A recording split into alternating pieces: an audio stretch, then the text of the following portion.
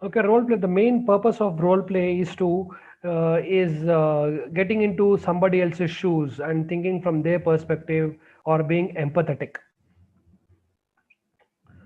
What is role play? So these are the topics that we'll be discussing in this chapter. Introduction: what is role play? Why use role play? Tips on successful classroom role play. Variety of change of pace and opportunities for a lot of language production and also a lot of fun. So role play is actually a fun activity. Role play is any speaking activity when you either put yourself into somebody else's shoes or when you stay in your own shoes but put yourself into an imaginary situation. See, role play doesn't mean that you are placing yourself in somebody else's situation all the time. At times it could be you are placing yourself in your own situation but thinking about a hypothetical situation. For example, if you are asked a question, what will you do or what will be your perception if you are made, what are the changes that you intend to bring? So you are not made a prime minister, but you are asked a hypothetical situation. It's an imaginary situation, then you have to say it. The main purpose is language. Imaginary people. The joy of role play is that students can become anyone they like for a short time. The president, the queen, a millionaire, pop star, the choice is endless. Students can also take on the opinions of someone else. You need not convey your opinion all the time. Okay, for example, if being journalist students, if you are asked to perform your roles as a successful anchor, news anchor, you can imitate the news anchor that you adore, or you can even you need not adore, but you can imitate the other person. For and against debates can be used, and the class can be split into those who are expressing views in favor and those who are against the thing. So there could be for and against debates. They may give you a topic in an issue. For example, if take on that. Okay, online or offline classes. Which do you prefer? Dress code. So there are various topics in which students can debate for or against it. There is no standard answers for such type of questions. Okay, because the individual perceptions vary. But the main function is not the end product. The main function is the process itself. That is your communication, to enhance your communication. Then imagine a situation. Function language for a multitude of scenarios can be activated and practiced through role play. So functional language for a multitude of scenarios. Say for example, you have not attended any job interview till now. You can perform the role of an interviewer and your friend can be a candidate, and then you can exchange your roles. So all the actions you can't have an experience uh, on the first go itself. So you should have a role play, you should enact a role play for the two to gain that experience. Imaginary situations, functional language for a multitude of scenarios can be activated and practiced through the role play. At the restaurant, checking in at the airport, looking for a lost property are all possible role play. So as I told, the job interviews could also be a role play. Okay, and then what else? Job interviews and even internships. Internships, role play related to internships, opening a bank account, asking for directions. So all this could be various topics of role play. Then why use role play? It is widely agreed that learning takes place when activities are engaging and memorable. Jeremy Harmer advocates the use of role play for the following reasons. So in MCQ questions, you may get a question on this. Who suggested the role play reasons for implementation of role play? It is Jeremy Harmer. It is fun and motivating. That's what students like, because if it's a monotonous class where there is only one side of communication, the students will get bored and they will lose interest. Therefore, in order to engage students, okay, role plays are very necessary. Quieter students get the chance to express themselves in more forthright way. So usually in a large gathering, what happens? The students who lack confidence, students who are quiet, do not make any attempt to speak at all.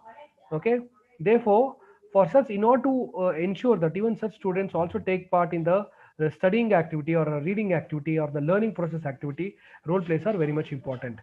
The world of the classroom is broadened to include the outside world, thus offering a much wider range of language opportunities. So here, the world of classroom is broadened to include the outside world, thus offering a much wider range of language opportunities. Means what? Through role plays, you are taking the students out of the four walls of the room. Okay, because you are taking them to a bigger place where they can showcase their talent.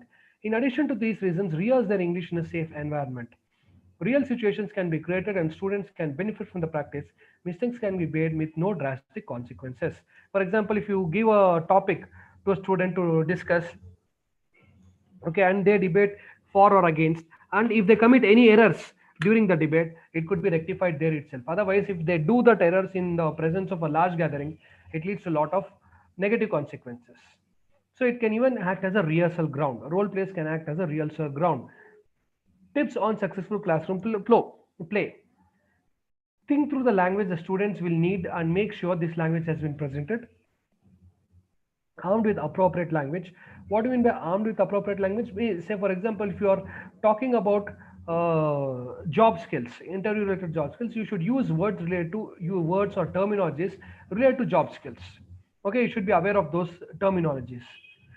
Okay, if you do not know what is your expectation in the context of job skills, you will commit an error there. Therefore, you should know what does the term expectation mean in terms of jobs and other aspects. At higher levels, the students will not need so much support with the language, but they will need time to get into the role. So enacting is also a difficult thing. The role of a teacher is just a facilitator, spectator, or a participant. Facilitator means what? You just encourage the students.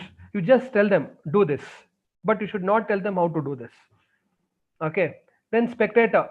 Let's say even if students are committing mistakes, you should not stop them. You should allow them to continue.